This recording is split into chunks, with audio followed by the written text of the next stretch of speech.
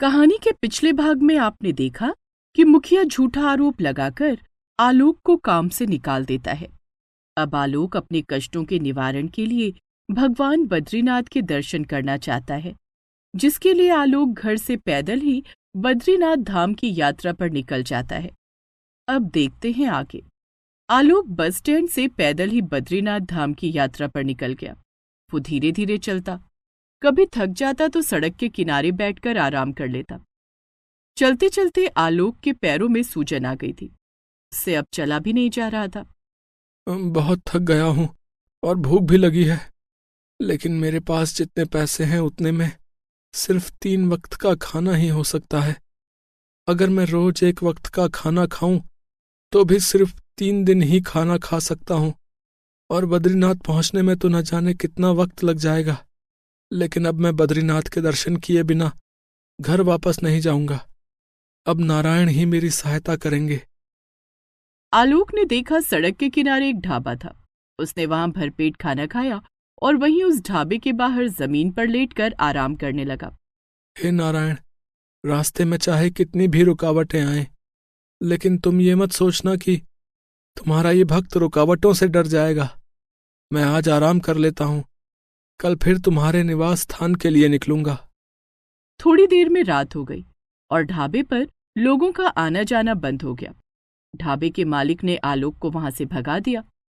ये सोने की जगह नहीं है, यहां से हटो, चलो, भिखारी कहीं का। ढाबे के मालिक की झिड़की सुनकर आलोक सड़क के किनारे फुटपाथ पर सो गया।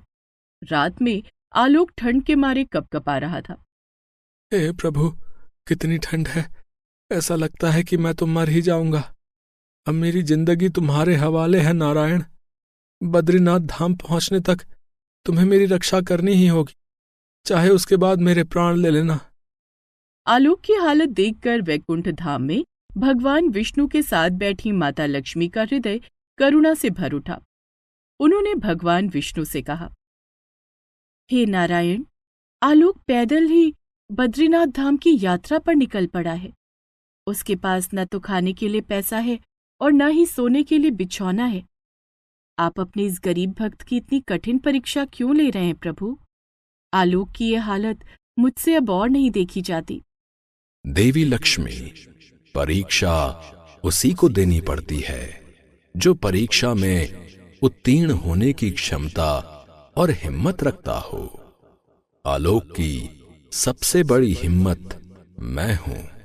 आलोक जितना ज्यादा मेरे नाम का स्मरण करता है, उसकी बद्रीनाथ धाम तक पैदल यात्रा करने की क्षमता उतनी ही बढ़ती जाती है।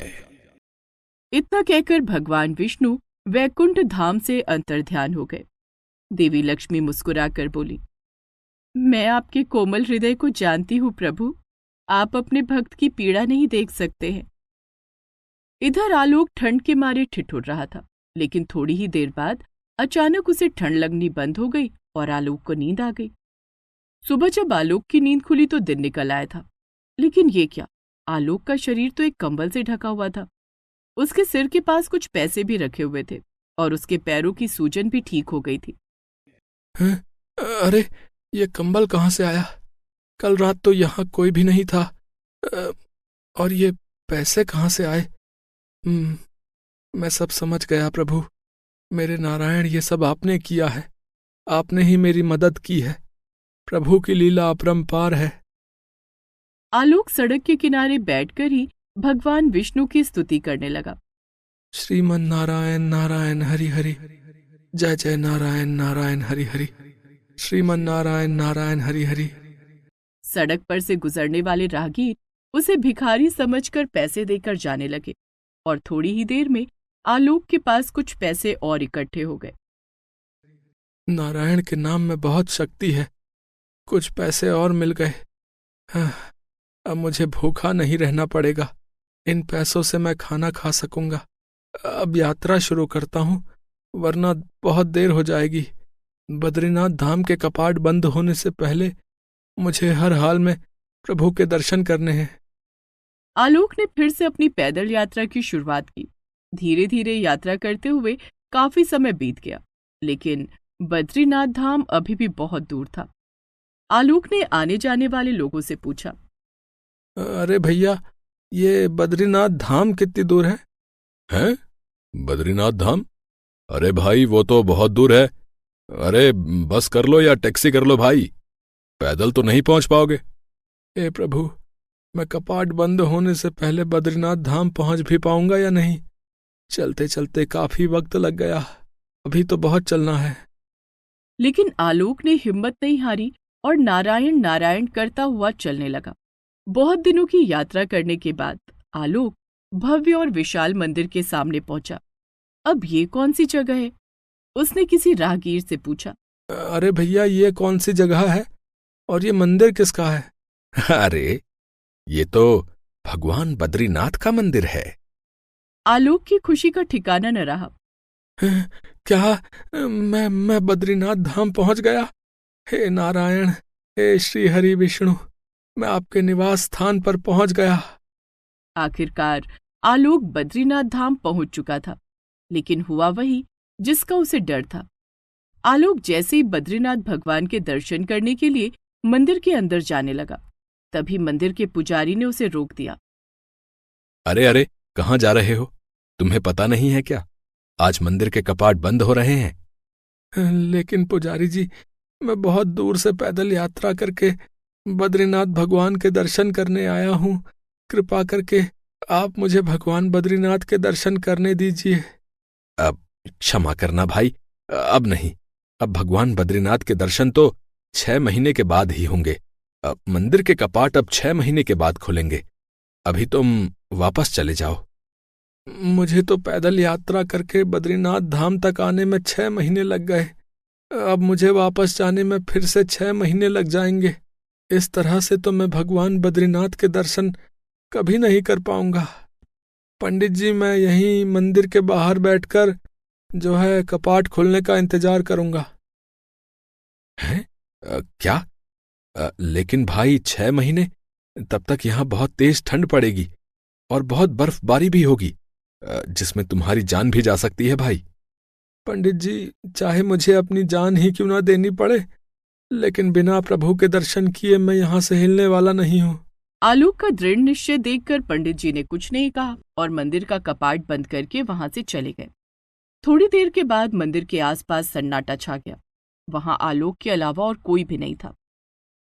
ये अच्छा मौका है प्रभु, आपके निवास स्थान पर सिर्फ आप और आपका ये भक्त बचा है। अब 6 महीने तक आपके पास रहूंगा। जिस तरह आपने यहाँ वर्षों तक तपस्या की है, उसी तरह 6 महीने तक यहाँ बैठकर मैं भी तपस्या करूंगा। इतना कहकर आलोक मंदिर के मुख्य द्वार के बाहर बैठ गया और भगवान विष्णु के भजन गाने लगा। थोड़ी देर के बाद धीरे धीरे ठंड बढ़ने लगी और बर्फबारी भी होने लगी, लेकिन आलोक अपनी जगह से हिला भी नहीं।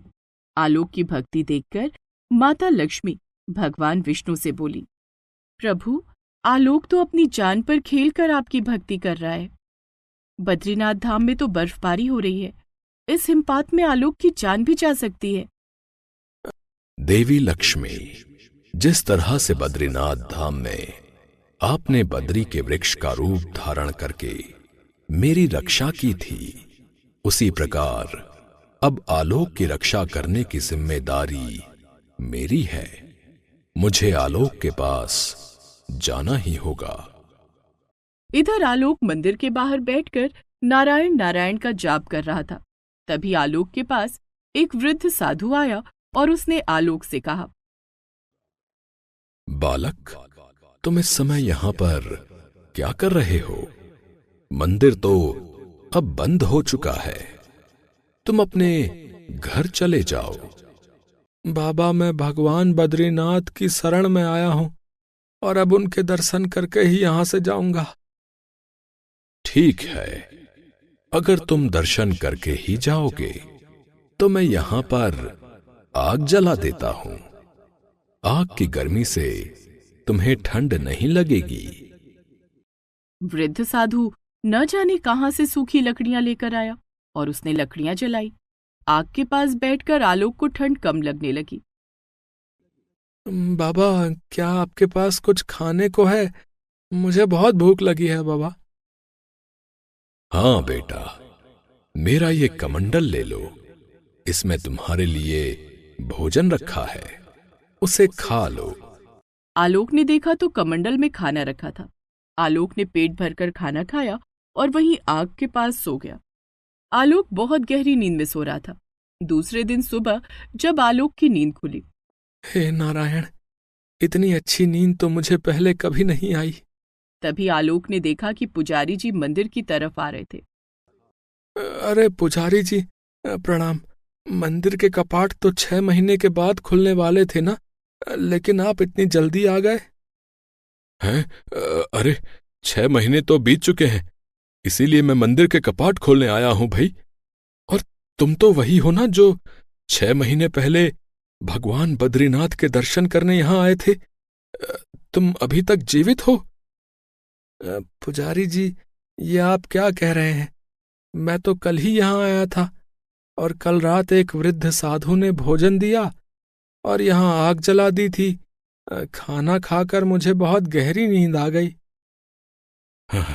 तुम अवश्य भगवान बद्रीनाथ के परम भक्त हो। तुम्हें यहां आए हुए 6 माह बीत चुके हैं भाई, और तुम 6 माह तक मंदिर के सामने सोते रहे। इस दौरान न जाने कितनी बर्फबारी हुई, लेकिन तुम्हारा बाल भी बाका नहीं हुआ। वो वृद्ध साधु अवश्य कोई और नहीं, स्वयं भगवान बद्रीनाथ ही थे। स्वयं भगवान बद्रीनाथ ने तुम्हारी रक्षा की है भाई, और मंदिर के कपाट खुलने से पहले तुम्हें दर्शन दिए हैं। हे बद्रीनाथ, आपने खुद आकर मेरी सहायता की। मैं तो धन्य हो गया प्रभु। उसके बाद मंदिर का कपाट खुलते ही आलोक ने सबसे पहले भगवान बद्रीनाथ के दर्शन किए और उनकी पूजा अर्चना की। दर्शन करने के बाद कुछ महीनों की यात्रा करके आलोक वापस अपने गांव पहुंचा। भोली, मैं मुखिया जी को भगवान बद्रीनाथ का प्रसाद देकर आता हूँ। मुखिया जी के पास जाने की क्या जरूरत है? उन्होंने तो आपको काम से निकाल दिया था। नहीं भोली, मुखिया जी इस गांव के मुखिया हैं। हमें उनका सम्मान करना चाहिए, और भगवान बद्रीनाथ के प्रसाद पर तो सबका अधिकार है। इतना कहकर आलोक मुखिया जी के पास गया। नमस्ते मुखिया जी, मैं बद्रीनाथ धाम के दर्शन करके लौटा हूँ। सोचा आपके लिए प्रसाद लेता चलूं। अच्छा हुआ आलोक, तू वापस आ गया। अब देख, मुझे माफ कर दे आलोक, मैंने तेरे साथ बहुत गलत किया रे। झूठा आरोप लगाकर तुझे काम से निकाला। मेरी फसल बिल्कुल ठीक थी, लेकिन तेरे जाते ही मेरी फसल को सच में नीलगाय ने बर्बाद कर दिया। अरे आप परेशान मत हो मुखिया जी, अब मैं आ गया हूं ना। मैं दोगुनी मेहनत से खेत में फसल की रोपनी करूंगा और रात भर जागकर खेतों की रखवाली करूंगा। अब आपकी फसल को कोई नुकसान नहीं पहुंचा पाएगा। मुखिया को अपनी गलती का एहसास हो गया था। उसने आलोक को उसके बकाए पैसे भी दे दिए और दुगनी तनख्वाह पर उसे फिर से काम पर रख लिया। इस तरह भगवान बद्रीनाथ के आशीर्वाद से आलोक के सारे कष्ट दूर हो गए।